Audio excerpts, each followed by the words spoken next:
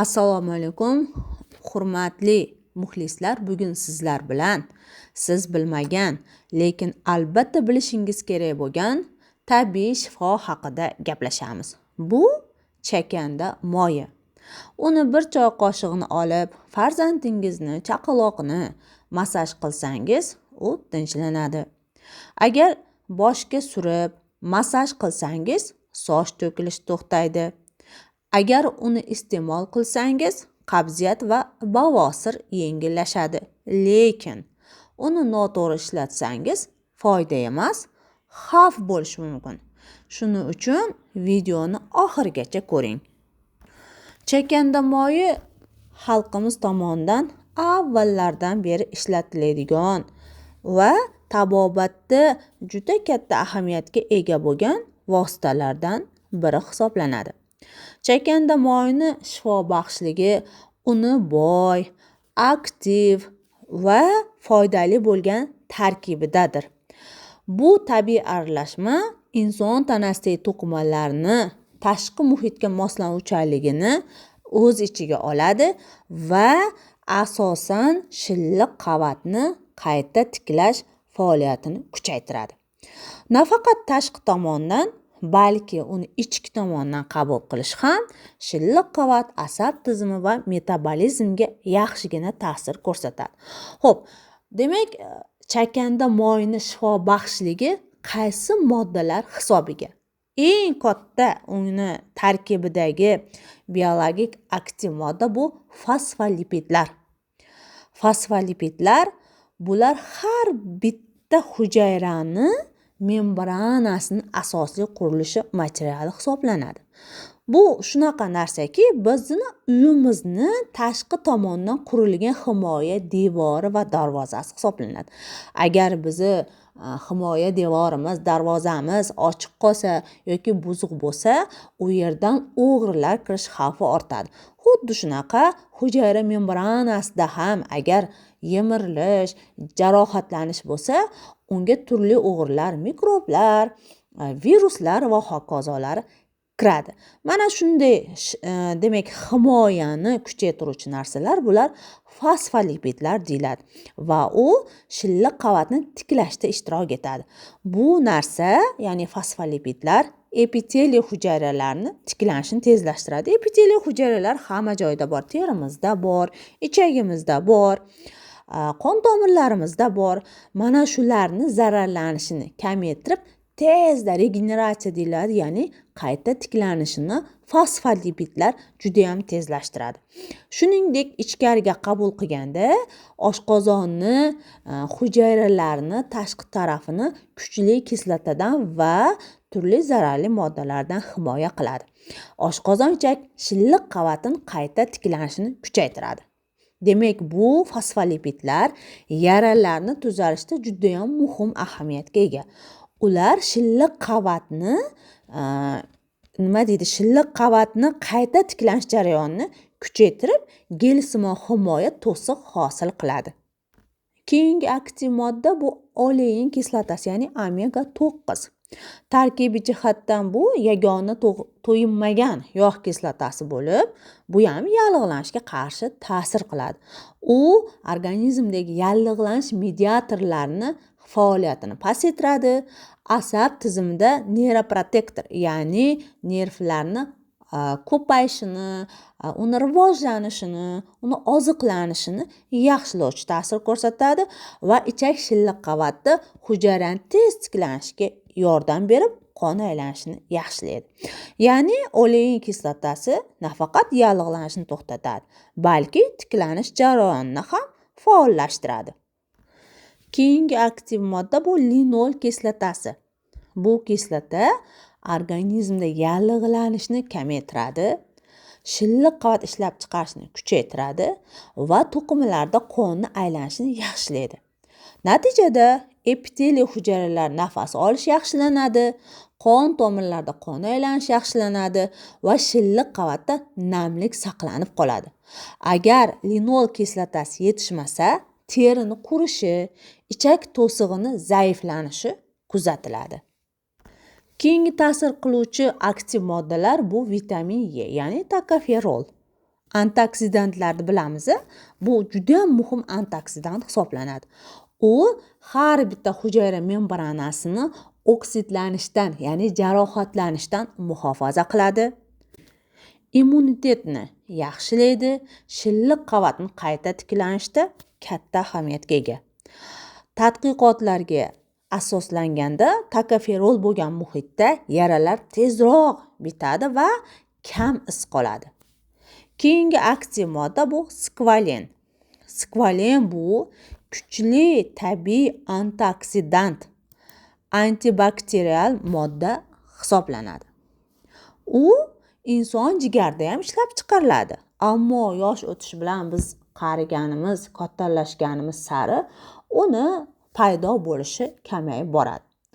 Skvalenda asosiy vazifasi nima? Bu epiteliy hujayralardagi energiya balansini tiklab beradi.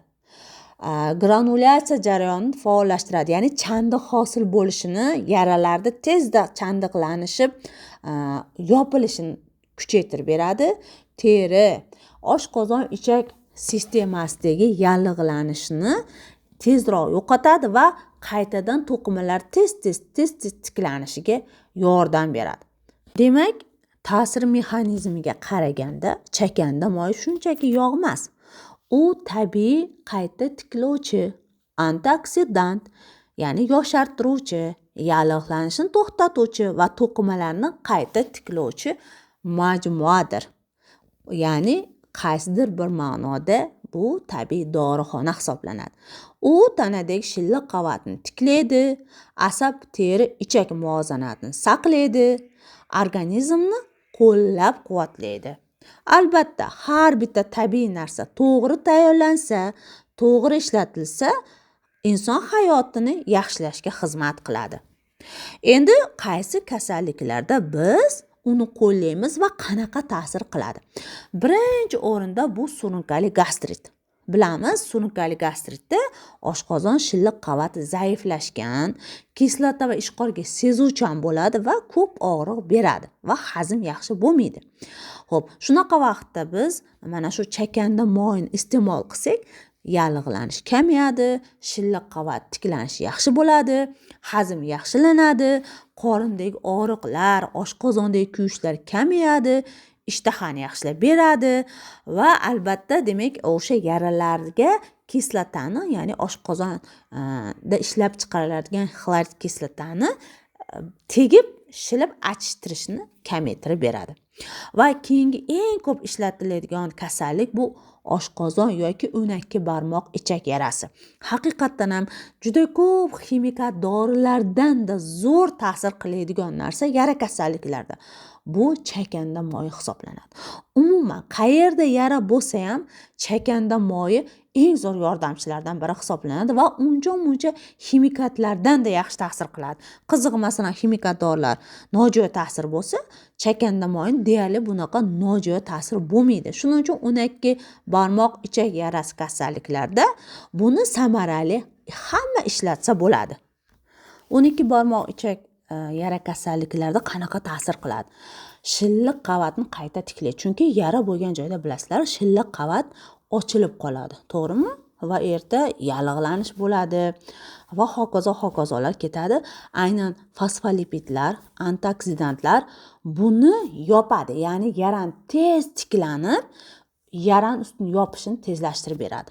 Shuningdek, prostaglandin sintezi orqali mikrosirkulyatsiyani yaxshilaydi, ya'ni o'sha yara bo'lgan joyda qon aylanish yaxshilanadi. Qon aylanish yaxshilangandan keyin o'sha yara tez bitadi. Demak, albatta qonli yara yoki mana shu eroziyani o'tkir davrda mutaxassis maslahati bilan qo'llaniladi. Iloji boricha, demak, mana shu yaradan qon ketayotgan vaqtda boshqa bir dori-darmonlar qo'llab, qon ketish to'xtagandan keyin mutaxassis bilan maslahatlashib qabul qilsangiz, yana ham yaxshi foyda beradi. Albatta, qarshi ko'rsatmalar bo'lmasa, deyarli hamma ishlatsa bo'ladi. Suhbatning oxirida qarshi ko'rsatmalarni ham aytib o'taman. Lekin o'tkir davrda ehtiyot bo'lish kerak baribir ham. ya'ni o'tkir davrda o'zi buklanib qoladi-yu, bilasizlarmi, oshqozon 12 barmoq yara kasalliklar o'tkir davrda odam buklanib qoladi og'riqdan va qon ochilib ketib, yara ochilib qon ketadi. Shunaqa vaqtda mutaxassis bilan maslahatlashish lozim bo'ladi. Keyingi eng katta foyda beradigan kasallik bu qabziyatda. Bilamiz, qabziyatda ich qotish bo'ladi, to'g'rimi? Borasiz, oxirigacha kelmaydi, yengillanmaysiz. 3 kun, 4 kunlab yo'qolib ketadi, axlat xohishi ham yo'qoladi, ichaklarda harakati ham yo'qoladi. Mana shunaqa vaqtda biz yumshatuvchi sifatida qabul qilishimiz mumkin. Xo'p, bunda nima bo'ladi? Chakanda moyi bu nima? Yog' bu. Yog' ichganimizdan keyin yog'ni parchalash uchun nima chiqadi bizda? Safro chiqadi. Safroni tabobatda o'zini manfaatlari bor. Ya'ni mana shu manfaatlardan biri bu to'g'ri ichakni qitiqlab, ichni keltirish. Ya'ni hamma yog', jumladan chakanda yog'i ham aynan safroni ajralishini kuchaytirib beradi. Bu bir. Ikkinchidan, chakanda moyi bu suyultiruvchi narsa. Ya'ni mana shu ichaklarimizga yopishib ketgan axlat toshlarni suyultirib, yumshatib beradi. Va albatta shilliq qavatni qurishdan saqlab qoladi va uni harakatini yaxshilaydi. Demak, ichakni zararsiz yumshatadi, qo'shimcha moddalarsiz ham o'zi samara beradi. Lekin baribir ham qabziyatda qo'llaganimizda nima uchun qabziyat bo'ldi degan savolga albatta javob topishimiz kerak bo'ladi. Va mana shu qabziyatni sababini yo'qotishimiz kerak. Qo'shimcha ravishda demak chakanda moydan ishlatsak bo'ladi. Keyingi kasallik bu bavosil, ya'ni gemoroy deyiladi. Bu masalan bavosil bo'lgan odamlar biladi, bechora hojatga bora olmaydi, o'tirib kuchansa orqadan chiqadi ko'proq. Bu yo ich qotishdan yoki ich o'tishdan kelib chiqadi, to'g'rimi? Endi mana shu bavosil bo'lgan insonlar ham tashqi tarafdan ham ichki tarafdan buni ishlatsa bo'ladi. Ya'ni tashqaridan svecha shaklida ishlatsa bo'ladi. O'zimizda bor chakanda moyni svechalar chiqadi. Aptekalarda bor. Bu demak tashqaridan svecha shaklda nimaga to'g'ri ichakka qo'yish mumkin va ichkaridan ichish mumkin. Xo'p, endi bu yerda nima ta'sir qiladi? Yallig'lanish kamayadi. Jarohatlar tiklanadi va haligi deb kuchaygandek bosimni kamaytirib berib, silla qilib axlat tushirib beradi. Va albatta asabga ham tinchlantiruvchi qo'shimcha ta'siri ham bor. Keyingi eng katta mana shu preventiv meditsinada shaxsan o'zim ham juda ko'p ishlatiladigan holatlarim bular qo'zg'algan ichak sindromi va teshik ichak sindromi. Ya'ni ichak shilliq qavatini butunligini buzilishi, uni sezuvchanligini buzilishi bilan bo'lgan kasalliklarda va antibiotikdan keyin tiklanishda ham juda katta ahamiyatga ega.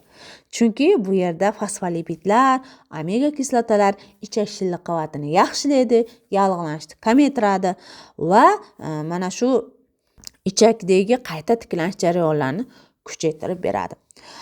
Keyingi ko'rsatmalardan biri bu albatta qo'shimcha narsa, stressga bog'liq asabiylik va yaxshi uxlamaslikda ham. Ya'ni giperaktivlikda, qanaqadir hayajonli vaqtlarda omega 9 neyron membranasini yaxshilaydi, melatonin ishlab chiqarishni faollashtiradi va asab sistemasini yumshatadi. GABA va serotonin balansiga ta'siri hisobiga. Va albatta siz immunitetni qo'llash, salomatlikni tiklash uchun ham qilsangiz bo'ladi, ichsangiz bo'ladi yoki bo'lmasa tashqaridan qabul qilsangiz bo'ladi. Chunki tokoferollar, skvalin moddalari, fosfolipidlar bular hujayra darajasida energiya ishlab chiqarishni qo'llab-quvvatlovchi vositalar hisoblanadi. Shuningdek, bu ginekologiyada ham akusher ginekologlarimiz tarafidan va xalqimiz, ya'ni ayollar tarafidan ham juda ham yaxshi ishlatiladi, ya'ni tampon sifatida. Mana shu chakanda moyini tampon qo'yilishi yallig'lanishni kamaytiradi. O'sha demak qindagi yallig'lanish jarayonlarini kamaytirib, u yerdagi virus va bakteriyalarga to'siq hosil qiladi.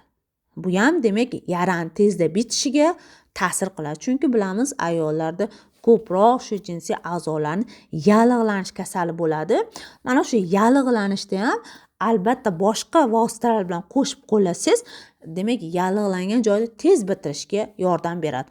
Va keyingi nima deydi, qo'llashga ko'rsatma bu lor kasalliklari, stomatit, burun, quloq, tomoq og'riqlarda yoki mana shu joydagi operatsiyalardan keyin. Bu yarani bitishini tezlashtiradi, qon aylanishini yaxshilaydi va immunitetni yaxshilab beradi. Keyingisi demak xirurgik profillarda, ya'ni yaralar, turli mana kuyib qolishlarda bo'ladi-ku, o'sha tiklanish bosqichida turli radiatsiyadan hosil bo'lgan shikastlanishda ham epiteliy to'qimalar tiklaydi, qurish, ya'ni terini qurib qolishi va unga infeksiya tushib qolish xavfini yo'qotadi, antioksidant ta'sir qiladi. Mana ko'ryapsizlarmi? Bu qanaqa kuchli ta'sir qiladi ichkaridan qabul qilganda. Ya'ni chakanda moyi shilliq qavat fiziologiyasini yaxshilaydi, yallig'lanishga qarshi va tezda shilliq qavat tiklab beruvchi ta'sir ko'rsatadi. Shuningdek, nafaqat u ichkaridan, tashqarida ham quruq teri, ba'zilari terisi qurib ketaveradi. Ekzema, dermatitda ham terini namligini yaxshilaydi, yallig'lanishni kamaytiradi, epiteliyni tiklab beradi.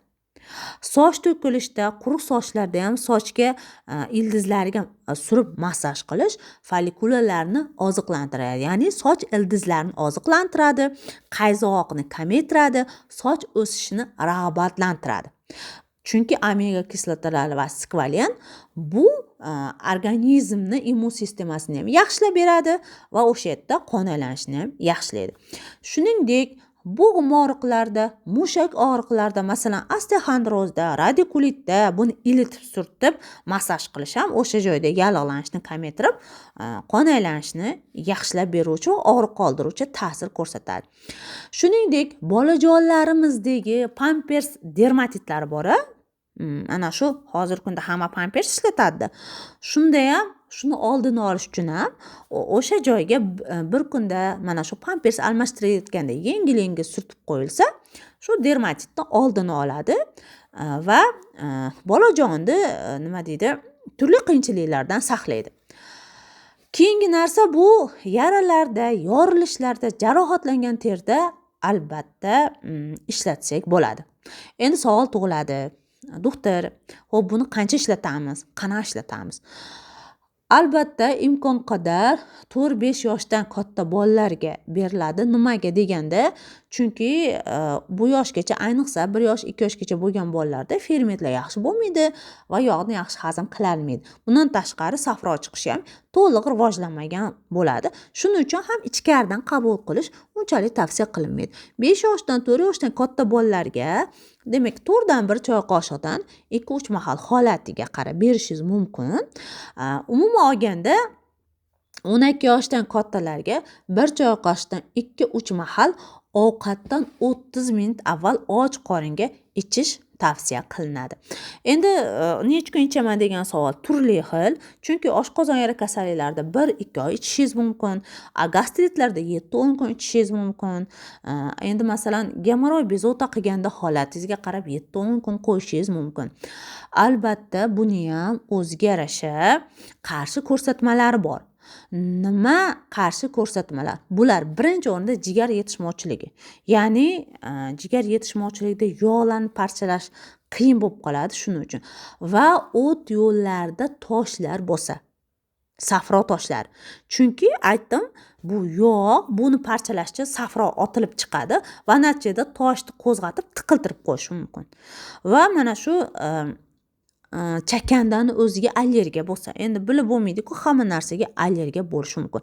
Va ich ketishga moyilli bo'lganda, chunki aytdikki, chakanda o'zi yumshatuvchi ta'sirga ega va o'tkir pankreatitda, chunki bilamiz, oshqozon osti bezini o'tkir yallig'lanishda yog'ni parchalovchi ferment chiqish qiyin bo'ladi. Shuning uchun o'tkir pankreatitda ehtiyot bo'lish kerak bo'ladi. Va umuman mumkin emas o'tkir pankreatitda. Endi kimlarga ehtiyot bo'lishimiz kerak? Homilador va emizikli ayollar. Endi imkon qadar shifokor maslahati bilan qonni qo'yg'ilashtiruvchi dorilar qabul qilayotgan insonlar va yara ochilib faol o'tkir davrda qon ketayotganda albatta shifokor maslahati bilan qabul qilish tavsiya qilinadi. Azizlar, bugungi yetkazmoqchi bo'lgan ma'lumotlarim shulardan iborat edi. Chakanda moyini qayerdan topamiz? Qanaqasi foydali degan savol tug'iladi, to'g'rimi? Chakanda moyi o'ziga xos hidli va nisbatan to'qroq, qizg'imtirroq rangga ega bo'ladi. Qaraganingizda bir po'panay bosmagan yoki ikkiga ajralib qolmagan bo'lish kerak va yoqimsiz bo'lmaslik kerak. Endi buni juda ko'pchilik ishlab chiqaradi. Albatta sifatiga ham, sertifikatiga ham e'tibor bering. Jumladan bizlarning Zaytun Metib korxonasi ham aynan chakanda moyini tabiiy usullar bilan ishlab chiqarishni yo'lga qo'ygan. Xohlasangiz butun O'zbekiston bo'yicha eltib berish xizmatimiz mavjud yoki bo'lmasam Toshkent shahar Usta Olim ko'chasi, ya'ni Sebzorda Rivera Makron orqasida Zaytun Metib klinikamiz bor va u yerda demak birinchi etajda kiraverishda birinchi xonada apteka bo'limimiz mavjud. U yerda tabiiy shifobaxsh biologik aktiv dabavkalar sotiladi. Bemalol borib xarid qilishingiz mumkin bo'ladi. Shuningdek, siz o'z ilmiy salohiyatingizni oshirmoqchi bo'lsangiz va tabiiy vositalar bilan qiziqsangiz, demak ularni hayotingizga tatbiq qilishni o'rganmoqchi bo'lsangiz yoki sog'lom turmush tarzini qanday bo'lishini o'rganmoqchi bo'lsangiz, bizlarning kurslarimizda o'qishni tavsiya qilaman. Jumladan tabobat asoslari va hijama, shuningdek o'tim nima deydi nomli kurslarda aynan jigar o'tqa faoliyatini yaxshilovchi narsalar va aynan sog'lom yashash sirlarini sizlarga o'rgatamiz va bu darslar ilmiy tabobat asosida, Ibn Sino ta'limoti asosida olib boriladi. Demak, yetkazmoqchi bo'lgan ma'lumotlarim shulardan iborat edi. Like bosishni, obuna bo'lishni unutmang. Men sizlarga yanada ham ko'proq ma'lumotni yetkazishni, ayniqsa hozirgi kunda arzon, o'zimizda mavjud va biz bilmagan tabiiy shifolar haqida ko'proq ma'lumot berishga harakat qilaman.